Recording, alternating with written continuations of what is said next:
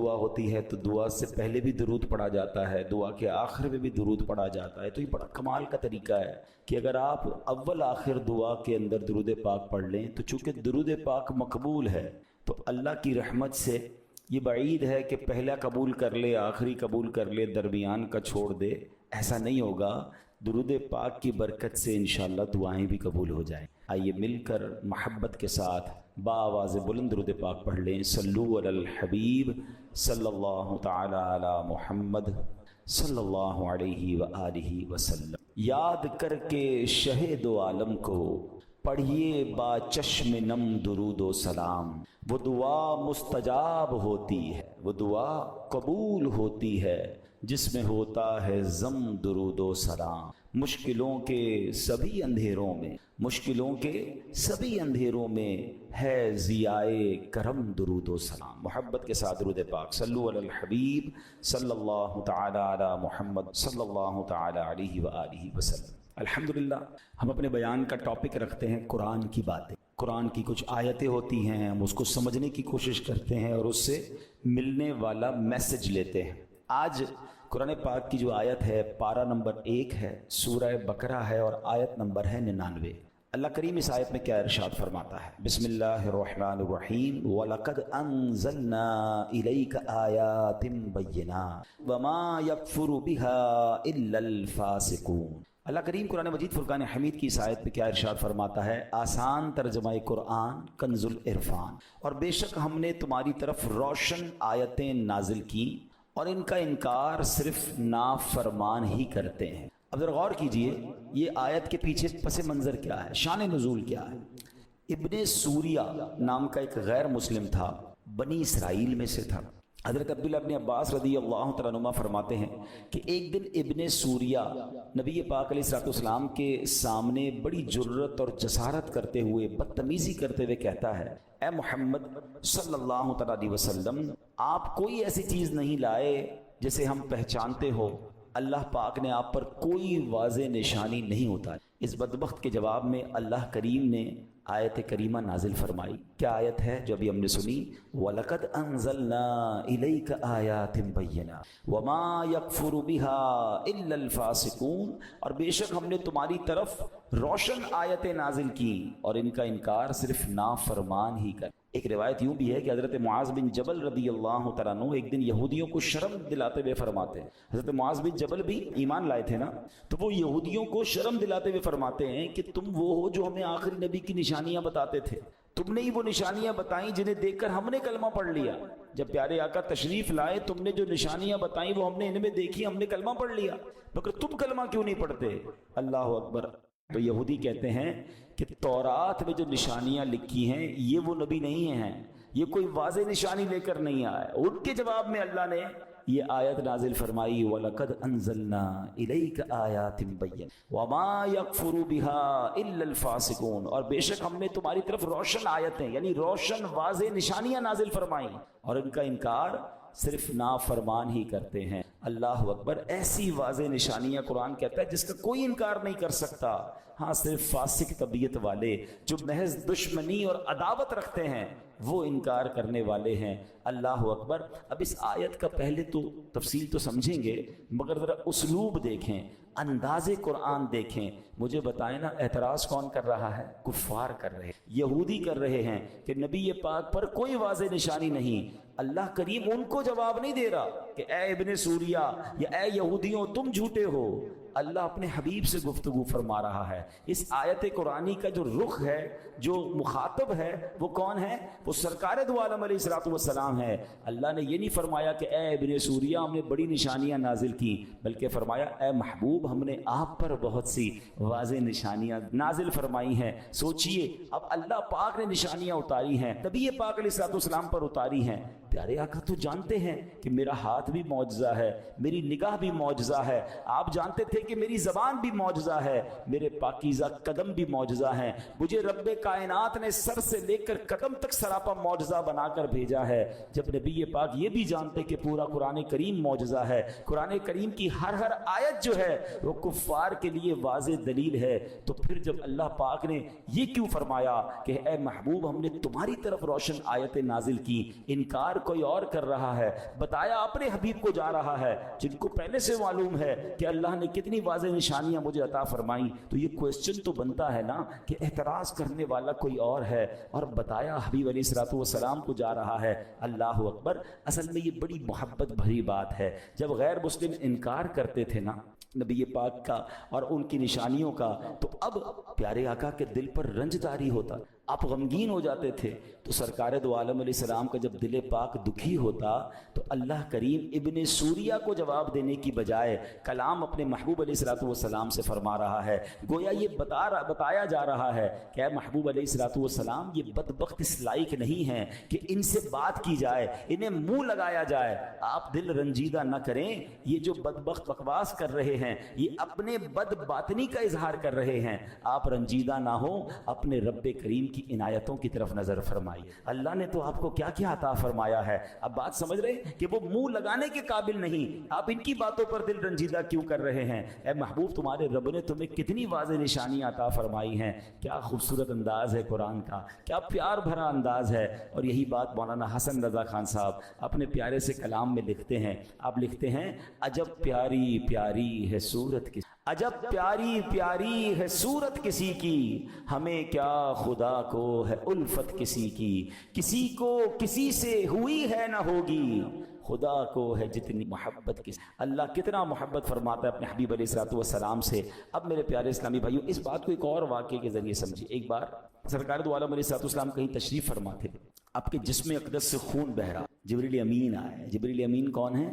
فرشتوں کے سردار۔ آقا علیہ السلام کی بارگاہ میں آئے، کہتے یا رسول اللہ صلی اللہ علیہ وسلم کیا ماجرا ہے، آپ کے جسم اقدس سے خون بہ رہا ہے؟ تو نبی پاک نے فرمایا اہل مکہ نے ظلم ڈھایا۔ جبریل امین علیہ الصلوۃ والسلام نے کہا حضور یہ جو سامنے درخت ہے نا ذرا اسے اپنی طرف بلائیے۔ پیارے آقا نے درخت کو بلایا، وہ درخت زمین چیرتا ہوا نبی پاک کی بارگاہ میں حاضر ہو گیا۔ پھر فرمایا حضور اس کو واپس جانے کا حکم دے۔ نبی پاک نے حکم دیا، درخت واپس جگہ کو چیرتا ہوا اپنی جگہ چلا گیا۔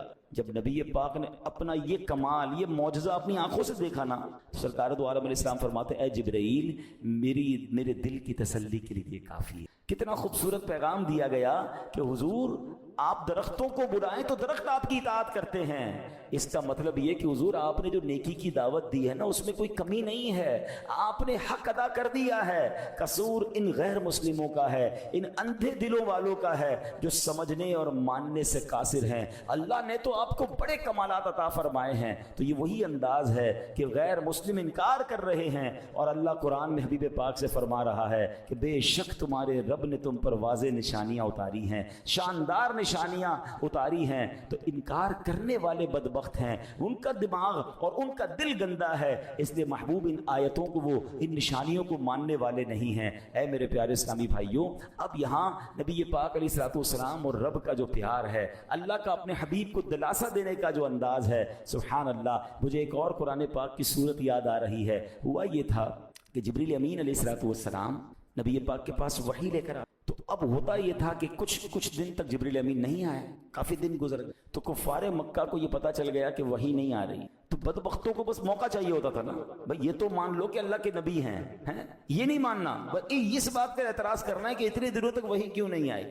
تو انہوں نے یہ خبر پھیلا دی کہ معاذ اللہ محمد علیہ الصلوۃ والسلام کے رب نے ان کو چھوڑ دیا ہے، ان سے ڈسٹنس کر لیا ہے، اب کوئی پیغام ہی نہیں آتا، اب فرشتہ ہی نہیں آتا، اس بات کو پھیلانا شروع کیا۔ اللہ اکبر، جب یہ بات پھیلائی تو نبی پاک تک بھی یہ بات پہنچ گئی کہ کفار ایسی باتیں کر رہے ہیں، تو اللہ کے حبیب علیہ الصلوۃ والسلام کے دل پر رنج گزرا۔ اب ذرا غور کریں، دل مصطفیٰ غمگین ہو، یہ رب کو کب گوارا ہے، تو اب نبی پاک کو دلاسا کیسے دیا گیا؟ اللہ اکبر، قرآن کی پوری سورت نازل کی گئی۔ اچھا اب آپ ایک بات دیکھیں، آپ کا کوئی پیارا غمزدہ ہو جائے، آپ کا کوئی پیارا غمگین ہو جائے، بچہ ہو یا رشتہ دار ہو، آپ کیا کرتے ہیں؟ پہلے جا کر اچھی باتیں کرتے ہیں، اس کی تعریف کرتے ہیں، اس کو کوئی تحفہ دیتے ہیں۔ اب دیکھو نبی پاک سے رب کس طرح ارشاد فرماتا ہے، بسم اللہ الرحمن الرحیم، قرآن کہتا ہے وَالضُّحَىٰ وَاللَّيْلِ علماء کہتے ہیں والضحیٰ سے مراد نبی پاک کے چمکتے چہرے کی قسم ہے، واللیل اذا سجا سے پیارے آقا کی کالی زلفوں کی بات ہو رہی ہے۔ اللہ اکبر، اللہ قرآن میں محبوب کے چہرے اور زلفوں کی قسم اٹھا رہا ہے تاکہ محبوب کی دل جوئی ہو جائے۔ والضحیٰ واللیل اذا سجا۔ اب کفار کہہ رہے کہ رب نے چھوڑ دیا ہے، رب قرآن میں جواب فرما رہا ہے ما ودعک ربک وما قلا، اے محبوب تمہارے رب نے تمہیں چھوڑا نہیں ہے، نہ وہ تمہیں چھوڑے گا۔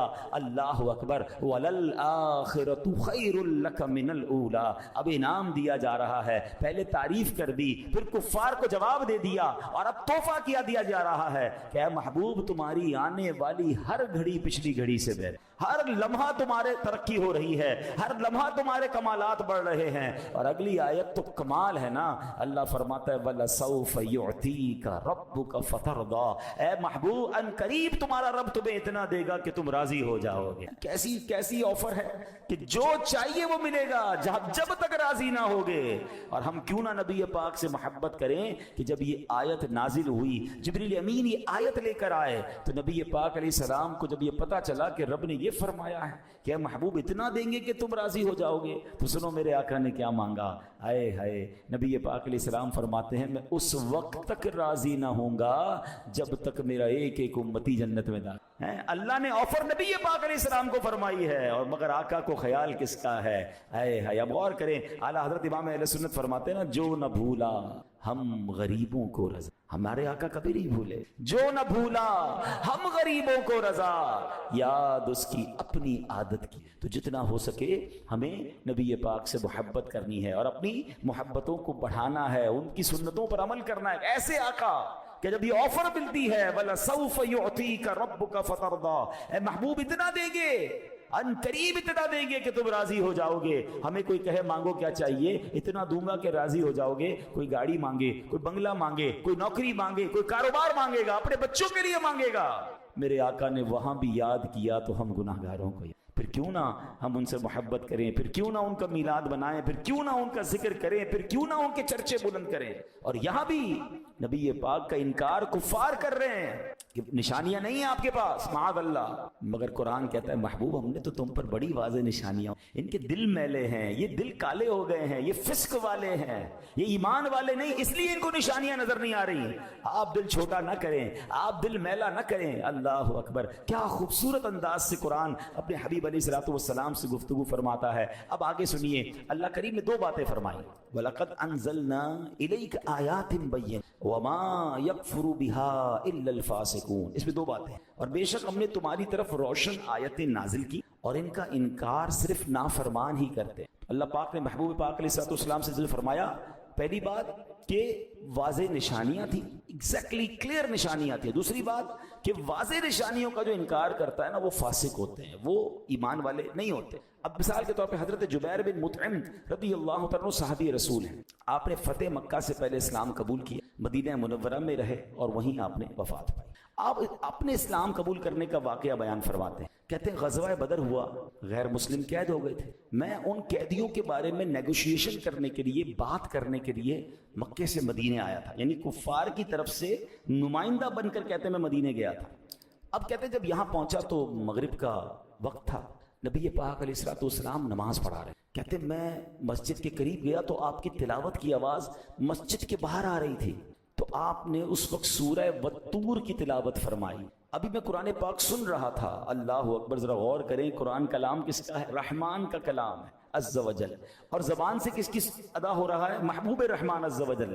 اب ذرا غور کریں کہ وہ کیسا منظر ہوگا کہ اللہ کے حبیب قرآن پڑھ رہے ہوں، اللہ کا کلام پڑھ رہے ہوں، کہتے وہ آواز مجھے باہر آئی، ایسی آواز تھی میرے دل میں اترنے لگ گئی۔ اور اب وہ آیت تلاوت کی نبی پاک نے، ان عذاب ربک لواقع ما لہ من دافع، کہتے ہیں اس کا ترجمہ کیا ہے؟ بے شک تیرے رب کا عذاب ضرور واقع ہونے والا ہے، اسے کوئی ٹالنے والا نہیں۔ وہ کہتے ہیں ان آیات کو سن کر تو میرا دل ایسے ہو گیا کہ پھٹ جائے گا، اتنا مجھ پر خوف طاری ہو گیا، مجھے یوں لگ رہا تھا کہ میں یہاں سے قدم بھی نہیں اٹھا سکوں گا اور مجھ پر عذاب نازل ہو جائے گا۔ بس میں نے اسی وقت کلمہ پڑھا اور مسلمان ہو۔ دل صاف ہو تو قرآن کی ایک ایک آیت اثر کر، کہتے ہیں ایسی نشانی کہ ایک آیت دو آیتیں سنی تو دل بدل گیا۔ قرآن ایسا اثر رکھتا ہے، ارے دل پاک ہو تو قرآن اس طرح جا کر سبحان اللہ دلوں کو بدل دیتا ہے۔ فارسی کا شعر ہے نا، کتاب زندہ قرآن، کتاب زندہ قرآن حکیم، حکمت اولا یزال است و قدیم، یعنی قرآن مجید زندہ و جاوید کتاب ہے، اس پہ بیان کی گئی تعلیمات قیامت تک کے تمام مسائل کے حل کے لیے کافی ہیں اور بہتر بھی ہیں۔ سبحان اللہ، آج بھی جس کا دل نرم ہو، دل میں کچھ پاکیزگی ہو، آپ دیکھیں جب امام صاحب تلاوت کرتے ہیں، کوئی اچھے قاری صاحب تلاوت کرنے والے مل جائیں، قرآن سمجھ نہیں آتا مگر آنسو نکلنا شروع ہو جاتے ہیں، دل لرزنا شروع ہو جاتا ہے۔ رحمت کی باتیں ہوں، کبھی کبھی سورہ رحمان سنتے ہیں، حالانکہ ہر آیت کا مطلب سمجھ نہیں آتا، مگر جب فَبِأَيِّ آلَاءِ رَبِّكُمَا تُكَذِّبَانِ کانوں سے ٹکراتا ہے تو اللہ کی رحمت کا تصور بن جاتا ہے۔ اللہ اکبر، کبھی آنسو بہ رہے ہوتے ہیں، کبھی اپنے گناہ یاد آتے ہیں۔ ارے کون سی کتاب ہے دنیا میں ایسی کہ جو سمجھ نہیں آتی مگر دل پر اثر کرتی ہے، جو دل سے کنیکٹ ہو جاتی ہے۔ میں نے کئی بار بیانات میں یہ بات کی ہے کہ دنیا میں بہت ساری کتابیں آپ نے پڑھی ہوں گی، کئی لوگ بڑے شوقین ہوتے ہیں کتابوں کے، گھر میں لائبریری ہوتی ہے، کتابیں رکھتے ہیں، اچھی بات ہے، کتابیں اچھی کتابیں پڑھنی چاہیے، مگر آپ کی جو فیورٹ کتاب ہو، بتائیں نا کتنی بار پڑھ لیں گے آپ کہیں گے میں 2 بار پڑھ چکا ہوں، بہت پسند ہے 3 بار، آپ کو کوئی کہے 10-12 بار پڑھو نا، آپ کہیں گے کیا یار بور ہو جاتے ہیں، 3 بار پڑھ لی، سب سمجھ آ گیا جو کتاب میں تھا، اب کتنی بار پڑھنی ہے؟ اٹ مینس آپ کی فیورٹ کتاب بھی آپ 3-4 بار سے زیادہ نہیں پڑھ سکتے۔ اللہ اکبر، قرآن 1000 بار پڑھیں، ہر بار نیا لطف دے۔ قرآن پرانا نہیں ہوتا، کوئی آپ کو نہیں ملے گا یار بچپن سے قرآن پڑھ رہا ہوں بور ہو گیا ہوں، معاذ اللہ، اگر ایسا ہے تو خود اپنے دل کا علاج کروائے، ورنہ قرآن تو ہر بار نئی تازگی دیتا ہے، زندہ کتاب ہے نا، اللہ کا کلام ہے اور قرآن خود معجزہ ہے۔ اللہ اکبر، مجھے بتائیں دنیا میں کون سی کتاب ہے جو 6 سال 5 سال کا بچہ پوری یاد کر لے، اور وہ بچہ یاد کر لے جس کی زبان عربی نہ ہو، پنجابی، اردو، سندھی بولنے والا، بلوچی بولنے والا، افریقی زبان بولنے والا، یورپ کی زبان بولنے والا، جس کو قرآن سمجھ نہیں آ رہا مگر پورا قرآن اچھا یاد بھی کیسے ہوتا ہے، زبر زیر پیش بھی صحیح یاد ہوتا ہے، پورا کا پورا قرآن محفوظ ہو جاتا ہے دل کے اندر۔ کیا ہے یہ ہماری آنکھوں کے سامنے ہے کہ کیسی نشانیاں ہیں۔ بات یہ کہ نشانیوں کو ماننے والا چاہیے، دل اب نہیں ماننے والا، غیر مسلم نہیں مانتے، ان کو قرآن سے کوئی اٹریکشن نہیں ہوتی، مگر آپ دیکھیں کہ جس نے قرآن کو صحیح پڑھا، آپ کو پتہ ہے 9/11 کے بعد امریکہ میں سب سے زیادہ اسلام پھیلا، کیوں؟ کیونکہ بہت پروپیگنڈا ہوا اسلام کے خلاف، تو لوگوں نے قرآن پڑھنا شروع کیا کہ قرآن میں کیا کیا لکھا ہے جو مسلمان ایسا کرتے ہیں، اتنی بری باتیں بتاتے ہیں ان کے بارے میں، تو ریسرچ جن لوگوں نے قرآن پہ کرنا شروع کی، قرآن نے ان کے دل پر اثر کرنا شروع کر دیا، لوگ کلمہ پڑھتے گئے، اسلام قبول کرتے گئے، اور ایسا ہی ہوتا تھا کہ اسلام کی نیگیٹیوٹی کو تلاش کرنے جو لوگ نکلتے تھے وہ کلمہ پڑھ کر مسلمان ہو جاتے۔ ایسا ہی ایک واقعہ مجھے یاد آیا کہ نبی پاک علیہ الصلوۃ والسلام کی شان ایسی ہے کہ قرآن میں بھی کوئی عیب نہیں ڈھونڈ سکتا اور نبی پاک علیہ الصلوۃ والسلام میں بھی کوئی عیب نہیں ڈھونڈ سکتا۔ اللہ نے ایسے سچے نبی عطا فرمائے، ایسے کامل نبی عطا فرمائے، سبحان اللہ۔ اعلیٰ حضرت تو کہتے ہیں عیب تو چھوڑو، عیب کا گمان بھی کوئی نہیں کر سکتا، وہ کمال حسن حضور ہے کہ گمان نقص جہاں نہیں، یہی پھول خار سے دور ہے، یہی شمع ہے کہ دھواں نہیں۔ یعنی یہ ایک ایسے آقا ہیں جن میں نقص تو چھوڑو، نقص کا گمان بھی کوئی نہیں کر سکتا۔ اللہ نے ایسا کامل و اکمل ہمیں آقا علیہ الصلوۃ والسلام عطا فرمائے۔ اب ایک بار کیا ہوا کہ کچھ غیر مسلم بڑے بڑے عالم بیٹھے اور باتیں کرتے کرتے ان کا موضوع نبی پاک علیہ الصلوۃ والسلام کی طرف ہو گیا کہ پیارے آقا علیہ الصلوۃ والسلام کے بارے میں بات کر رہے تھے، سب غیر مسلم تھے، اچھی باتیں تو نہیں کرنی تھی انہوں نے، کوئی عیب ڈھونڈتے ہیں معاذ اللہ، کوئی غلط بات کرنا سچاتے ہیں۔ اب بات شروع ہوئی تو کسی نے معاذ اللہ برائی کے طور پر بیان کیا کہ نبی پاک علیہ السلام نے یعنی مسلمانوں کے نبی نے تو 11 نکاح کی، اس کو عیب سمجھ کر بیان کر رہے تھے، سب ان گستاخیوں میں اپنا اپنا حصہ ملا رہے تھے، معاذ اللہ برا بھلا کہہ رہے۔ ایک اور غیر مسلم بیٹھا تھا خاموش بیٹھا کہ تم بھی تو کچھ کہو اس بارے میں، تو کہتا ہے کہ میں تمہاری باتیں سن کر اب اس بات کے نتیجے پہ پہنچا ہوں اسلام تو سچا دین ہے، محمد علیہ الصلوۃ والسلام واقعی سچے رسول ہیں، میں کلمہ پڑھ کر مسلمان ہو رہا ہوں۔ عجیب بات کر، ہم ان کے خلاف بات کر رہے ہیں، ہم ان کے عیب معاذ اللہ تلاش کر رہے ہیں، ان کے بارے میں بری باتیں کر رہے ہیں، اور تم ہماری باتیں سن کر مسلمان ہونے کی بات کر رہے ہو۔ تو کہتا ہے میں نے تمہاری برائیاں جو تم کرنے کی کوشش کر رہے ہو اس کو میں نے غور سے سنا، تم کہتے ہو کہ محمد علیہ الصلوۃ والسلام نے 25 سال کی عمر میں پہلا نکاح، وہ بھی ایک بیوہ خاتون سے کیا. پھر باقی نکاح آپ نے 40 سال کی عمر کے بعد کیے. ذرا سوچو تو صحیح 25 سال کی عمر کیسی ہوتی ہے. جوانی کے 17-18 سال سے لے کر 25 سال تک انسان پر شہوات کتنا حملہ کرتی ہیں. مکے کا ایک خوبرو نوجوان ہے, بہترین صفات کا حامل ہے. اللہ اکبر, کتنا کردار پاکیزہ تھا کہ عرب کے اس بے حیائی والے دور میں ان کے کردار پر کوئی اثر نہ ہوا اور نفسانی خواہشات سے دور بے داغ جوانی گزاری. ایسا تو کوئی سچا نبی ہی کر سکتا ہے. لہٰذا میں مانتا ہوں کہ وہ اللہ کے سچے نبی ہیں, کلمہ پڑھ کر مسلمان ہیں. تلاش کرنے گئے تھے عیب, مگر عیب تو ملنا نہیں تھا. سبحان اللہ, نبی پاک کی شان کا ایک اور پہلو ان کے سامنے, کیونکہ دل جس کا پاکیزہ ہو, یہ اللہ نے جس کو ہدایت دینی ہوتی ہے نا, اللہ اس بات پر اس کے لیے راستے کھول دیتا ہے. اور میں نے جیسے کہا کہ اسلام کو نیگیٹولی پڑھنے کے لیے, اسلام کی معاذ اللہ برائی تلاش کرنے کے لیے قرآن پڑھنا شروع کیا لوگوں نے. مگر آپ انگریزوں کے اور غیر مسلموں کے بہت سارے واقعات آپ کو انٹرنیٹ پر مل جائیں گے کہ جنہوں نے کلمہ پڑھا وہ کہتے ہیں ہم تو اسلام پر ریسرچ کر رہے تھے کہ دیکھیں کتنا برا مذہب ہے. مگر جیسے جیسے ڈیپ ڈاؤن جاتے رہے, جیسے جیسے ریسرچ کرتے رہے, ہمارے سامنے اسلام کی خوبیاں آتی گئیں. تو اللہ نے اپنے حبیب کو واضح نشانی عطا فرمائی. نظر آنے والی بات ہے. وہ شاعر کہتے ہیں نا, آنکھ والا تیرے جوبن کا تماشا, آنکھ ہو تو تماشا جوبن دیکھے گا نا, آنکھ والا تیرے جوبن کا تماشا دیکھے, دید اے کور کو کیا آئے نظر کیا دیکھے. ارے جس کی آنکھیں ہی نہیں ہیں اس اندھے کو کیا نظر آنا ہے. تو اللہ پاک ہمیں نور والی آنکھیں عطا فرمائے, روشن دل عطا فرمائے, اسلام پر سچا یقین نصیب فرمائے اور نبی پاک سے محبت نصیب فرمائے. نشانیوں کی بات ہو رہی ہے تو مجھے حضرت عباس رضی اللہ تعالیٰ عنہ کا واقعہ یاد. آپ نبی پاک علیہ السلام کے چچا ہیں اور آپ بہت بعد میں ایمان لائے. جب ایمان لائے نا تو آپ ایمان لا کر اپنا واقعہ خود بیان کر. کیسی نشانیاں تھی دیکھو, جس کو کلک کرنی ہوتی ہے اس کو کلک ہو جاتی. کہتے حضور جو میں ایمان لایا ہوں نا, اس کی ایک وجہ یہ ہے کہ میں نے آپ کو بچپن میں دیکھا, جھولے میں تھے. نبی پاک علیہ السلام سے چچا, ان کے چچا بات کر رہے ہیں کہ آپ جھولے میں جب تھے تو میں دیکھتا تھا کہ آپ جس طرف اشارہ کرتے تھے نا چاند اس طرف چلے جاتا. اب یہ بڑی کمال کی بات ہے. میں یہاں ایک تھوڑی سی مسکرانے والی بات بھی کر دوں جو آپ کو ریلیٹ کرے گی. مثال کے طور پر آپ سے یا مجھ سے کبھی کبھی ہمارے چچا, تایا, دادا جان جو بزرگ گھر میں ہوتے ہیں وہ کبھی کبھی آتے ہیں یا ملتے ہیں ہم ان سے, تو وہ ہمارے بچپن کی کوئی بات بتاتے ہیں کہ بیٹا تم بچپن میں یہ کرتے تھے. ہمیں تو نہیں پتا ہم کیا کرتے تھے, 2 سال 4 سال کی عمر میں تو کچھ بھی یاد نہیں ہوتا ہے. اچھا بعض اوقات تو ہماری شرارتیں بھی بتاتے ہیں, ہمیں شرم بھی آتی ہے, لیکن اب ہم کچھ کہہ تو نہیں سکتے, وہ جو کہہ رہے ہیں ٹھیک کہہ رہے ہیں, ہمیں کیا پتا. نبی پاک علیہ السلام سے حضرت عباس نے کیا کہا کہ حضور میں نے آپ کو دیکھا تھا کہ آپ جب جھولے میں ہوتے تھے جدھر اشارہ فرماتے چاند ادھر مڑ جاتا تھا. پیارے آقا علیہ السلام نے یہ نہیں فرمایا کہ چچا جان مجھے کیا پتا کہ میں بچپن میں کیا کرتا تھا. سبحان اللہ, پیارے آقا کا جواب سنیں. سرکار دو عالم علیہ السلام فرماتے جی میرے چچا جان میں چاند سے باتیں کرتا تھا, چاند مجھ سے باتیں, میں چاند کی اللہ کی بارگاہ میں سجدے کی آواز کو بھی سنتا تھا. بچپن میں سماعت کا عالم یہ ہے, بچپن میں طاقت کا عالم یہ ہے کہ اشارہ فرمائے تو چاند اس طرف مڑ جائے, تو پھر جوانی اور آگے عروج کا عالم کیا ہوگا. سبحان اللہ. اعلیٰ حضرت لکھتے ہیں نا, چاند جھک جاتا جدھر انگلی اٹھاتے مہد میں, مہد کہتے ہیں جھولے کو, چاند جھک جاتا جدھر انگلی اٹھاتے مہد میں, کیا ہی چلتا تھا اشاروں پر کھلونا نور کا. اللہ اکبر. بچپن میں ہم کھلونا اپنے بچوں کو دیتے ہیں اور اللہ کے حبیب کی شان دیکھیں کہ ان کا کھلونا کون سا ہے, وہ نور کا کھلونا چاند ہے کہ جہاں اشارہ فرماتے. لیکن بات چل رہی ہے کہ اللہ نے اپنے حبیب علیہ الصلوۃ والسلام کو کیسی کیسی نشانیاں عطا فرمائیں. وہ پنجابی شاعر کہتا ہے نا, کی نہ کیتا یار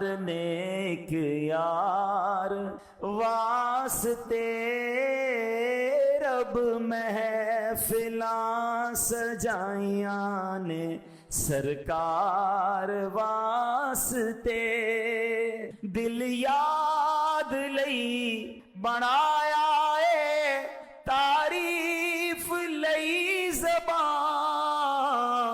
اکھیاں بڑائیاں سونے دے دیدار واسطے.